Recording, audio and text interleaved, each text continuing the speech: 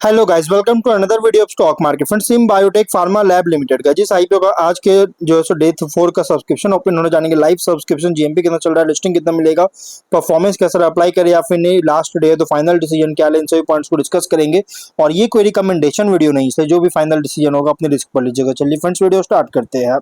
तो guys IPO 24 को open हुआ था, 27 आज क्लोज किया जा रहा है। 4 डे आईपीओ 1 सितंबर का लिस्टिंग डेट 938 टू 988 रुपीज का प्राइस बैंड, 15 शेयर्स के लॉट साइज, 1757 करोड़ का issue size, 1.8 crore shares issue किया गया।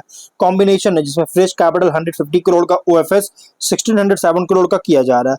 Book build IPO NSC BSc दोनों एक्सचेंज में लिस्टिंग होगा। 90 रुपीज का एम्प्लॉय डिस्काउंट दिया गया है। अलॉटमेंट डेट 28 अगस्त का, 31 को रिफंड रिलीज किया जाएगा। शेयर्स डीमैट अकाउंट में क्रेडिट होगा। ऑफर दिया गया है क्यूआईबी एंकर इंक्लूड नहीं करेंगे। 19.9% big HN 10 small HN 5 retail 34.9 employ 0.2% offer दी गई है, जो कि रिटेल मिनिमम 1 लॉट अप्लाई कर सकते हैं। 15 शेयर्स मिलेंगे, 14.8 थाउजेंड पे करना पड़ेगा। मैक्सिमम 13 लॉट अप्लाई कर सकते हैं, 1.9 लाख पे करना पड़ेगा।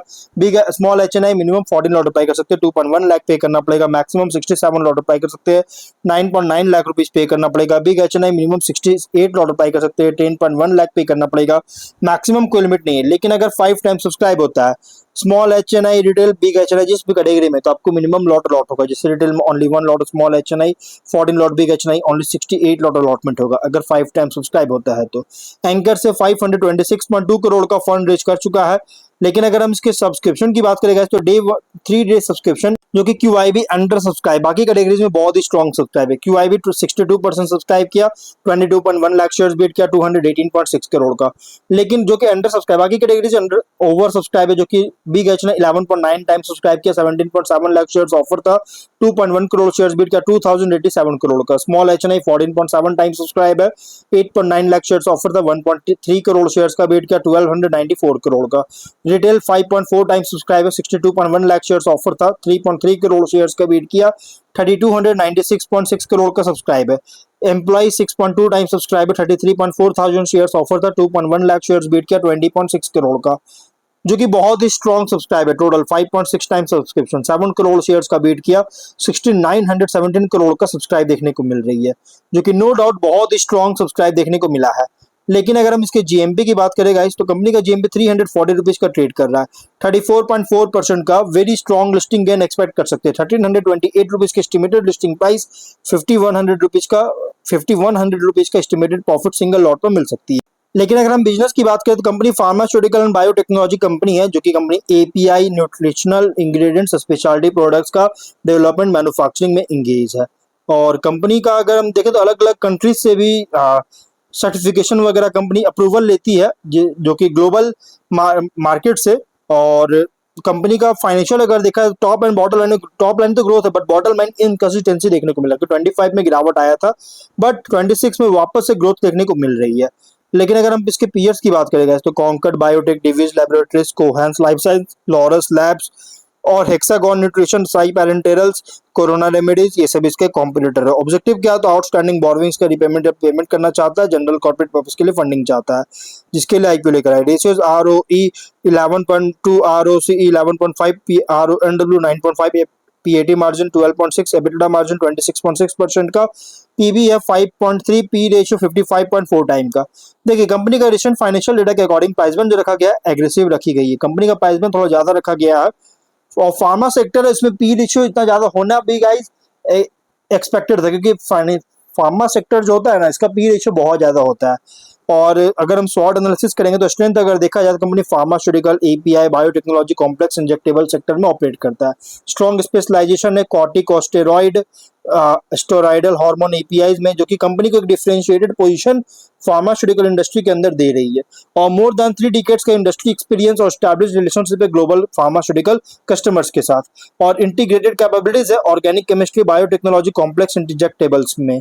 और बैकवर्ड इंटीग्रेशन है, इन हाउस मैन्युफैक्चरिंग कैपेबिलिटीज, जो कि ग्रेटर कंट्रोल प्रोवाइड करता है क्वालिटी सप्लाई प्रोडक्शन के ऊपर। और स्ट्रॉन्ग एक्सपोर्ट ओरिएंटेशन है, जो कि इंटरनेशनल फार्मास्यूटिकल मार्केट्स में एक्सेस प्रोवाइड करता है। स्पेशलाइज्ड प्रोडक्ट्स, रेगुलेटरी कैपेबिलिटीज, जो कि मीनिंगफुल एंट्री बैरियर्स क्रिएट करता है। रिसेंट प्रॉफिटेबिलिटी हेल्दी है, एबिटा मार्जिन सब्सटैंशियली स्ट्रॉन्गर है 23 से, जो कि आप यहाँ देख सकते हैं फाइनेंशियल में, जो मैंने आपको बताया। लेकिन हाँ 26 25 में थोड़ा गिरावट आया था, जबकि एबिटेडा में ग्रोथ था। और गिरावट आने का रीजन क्या था? तो गाइस कंपनी का गिरावट आने का रीजन था डेप्रिसिएशन अमोर्टाइजेशन एक्सपेंस के कारण कंपनी का जो है प्रॉफिट में गिरावट आया था, और फाइनेंस के कारण, जो कि फाइनेंस कॉस्ट इंटरेस्ट चार्ज लगाया गया था। लेकिन गाइस अगर हम वीकनेस की बात करेंगे तो कंपनी का वीकनेस क्या है कि अगर देखा जाए तो बिजनेस सिग्निफिकेंटली डिपेंड करता है एपीआई प्रोडक्ट्स पर, पर्टिकुलरली स्पेशलाइज्ड स्टेरॉयडल प्रोडक्ट्स पर। कस्टमर कंसंट्रेशन इंपॉर्टेंट रिस्क है, large international exposure, large international जो कि एक्सपोजर जो है, और ये currency regulatory geopolitical risk create करता है। फार्मास्यूटिकल मैन्युफैक्चरिंग, जो कि कंटिन्यूअस इन्वेस्टमेंट जरूरत पड़ेगा quality systems, technology, regulatory compliance में। और डेट इंक्रीज अगर होता है, डेट इंक्रीज हो चुका है अर्लियर फाइनेंशियल ईयर्स के कंपैरिजन में, जो कि बैलेंस शीट मैनेजमेंट का इंपॉर्टेंस इंक्रीज हो रहा है। प्रॉफिटेबिलिटी भी कंसिस्टेंटली एवरी ईयर ग्रो नहीं कर रहा है, जो कि सम अर्निंग्स वोलेटिलिटी शो किया है। अपॉर्चुनिटीज की बात करें, ग्लोबल डिमांड ग्रो कर रही है specialised API complex pharma ingredients के लिए। और सीडीएमओ कॉन्ट्रैक्ट डेवलपमेंट अपॉर्चुनिटीज का एक्सपेंशन, जो कि रेवेन्यू डाइवर्सिफाई कर सकता है। बायोटेक्नोलॉजी फर्मेंटेशन कैपेबिलिटीज, जो कि न्यू फार्मास्यूटिकल एप्लीकेशंस ओपन कर सकता है। और कॉम्प्लेक्स इंजेक्टेबल्स, जो कि हाइयर वैल्यू प्रोडक्ट्स का एक्सेस प्रोवाइड करता है। ग्लोबल फार्मास्यूटिकल कंपनीज, जो कि सप्लाई चेन डाइवर्सिफिकेशन का मांग कर रही है, जिससे इंडियन एपीआई मैन्युफैक्चरर्स को बेनिफिट मिल सकता है। एडिशनल रेगुलेटेड इंटरनेशनल मार्केट में एक्सपेंशन एड्रेसेबल मार्केट को इंक्रीज कर सकता है। फर्दर बैकवर्ड इंटीग्रेशन, जो कि सप्लाई सिक्योरिटी और मार्जिन इंप्रूव कर सकता है। बट थ्रेट अगर देखा जाए तो स्ट्रॉन्ग कॉम्पिटिशन है इंडियन इंटरनेशनल एपीआई मैन्युफैक्चरर से। रेगुलेटरी इंस्पेक्शन कॉम्प्लायंस इशूज, जो कि मटेरियली ऑपरेशंस को अफेक्ट कर सकता है। इंटरनेशनल ट्रेड पॉलिसीज में कोई बदलाव होता है तो एक्सपोर्ट्स अफेक्ट कर सकता है। मेजर कस्टमर्स से ऑर्डर्स का रिडक्शन या लॉस होता है तो रेवेन्यू इम्पैक्ट कर सकता है मटेरियली। और रॉ मटेरियल सप्लाई डिस्ट्रप्शन, जो कि प्रोडक्शन अफेक्ट कर सकता है। प्राइसिंग प्रेशर अगर लगाया जाता है एपीआईज में तो मार्जिन रिड्यूस कर सकता है।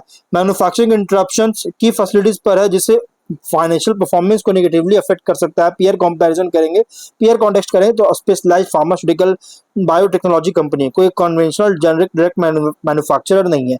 स्ट्रॉन्गेस्ट डिफरेंशिएशन क्या है? तो combination steroidal API, steroid hormone API, fermentation technology, complex injectables, backward integration, international customer base.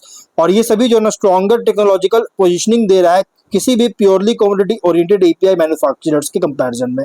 Biggest long term opportunity क्या है कि higher value API CDMO biotechnology complex injectable से कंट्रीब्यूशन इंक्रीज हो रहा है, जिससे ट्रेडिशनल एपीआई पर डिपेंडेंस रिड्यूस कर रही है। और लिस्टिंग स्ट्रैटेजी, लिस्टिंग के लिए पॉजिटिव बट सेलेक्टिव है। Specialised pharma portfolio, international presence, strong technical capabilities और प्रॉफिटेबिलिटी इंप्रूव हो रहा है, जिससे आईपीओ अट्रैक्टिव बनाता है। लेकिन गाइस जबकि कस्टमर कंसंट्रेशन, एक्सपोर्ट एक्सपोजर और सस्टेन प्रॉफिटेबिलिटी को सस्टेन करने की जरूरत, जो कि नीड है, ये कंसीडर करना चाहिए लिस्टिंग इन पोजीशन को लेने से पहले। और लॉन्ग टर्म के लिए स्ट्रॉन्ग बट सेलेक्टिव है। कंपनी डिफरेंशिएटेड बिजनेस है मीनिंगफुल एंट्री बैरियर्स के साथ, और एक्सपोजर है स्पेशलाइज्ड फार्मास्यूटिकल प्रोडक्ट्स में। और स्ट्रॉन्गेस्ट लॉन्ग टर्म ट्रिगर क्या है? स्पेशलाइज्ड एपीआई, सीडीएमओ में growth, CDMO expansion, biotechnology, fermentation applications, complex injectables और international business. Key factors monitor करना पड़ेगा, जैसे customer concentration, regulatory compliance, debt, export dependence और मार्जिन का सस्टेनेबिलिटी। स्ट्रैटेजी वर्टिकल लिस्टिंग के लिए सिलेक्टिव है अगर सब्सक्रिप्शन डिमांड जीएमपी सपोर्टिव होता है। लॉन्ग टर्म के लिए स्ट्रॉन्ग या सिलेक्टिव है। स्ट्रॉन्ग स्पेशलाइज्ड फार्मा बिजनेस, जो कि गुड टेक्नोलॉजिकल कैपेबिलिटीज के साथ ग्लोबल एक्सपोजर है, लेकिन कस्टमर कंसंट्रेशन, रेगुलेटरी रिस्क और अर्निंग वोलेटिलिटी, जो कि केयरफुल्ली आपको मॉनिटर करने की जरूरत है। इसलिए गाइस जो भी फाइनल डिसीजन लीजिएगा अपने रिस्क पर लीजिएगा, ये कोई रिकमेंडेशन वीडियो नहीं है। तो गाइस वीडियो कहीं पर एंड करते, कोई डाउट है कमेंट बॉक्स में पूछे। मिलता है नेक्स्ट वीडियो में, बाय।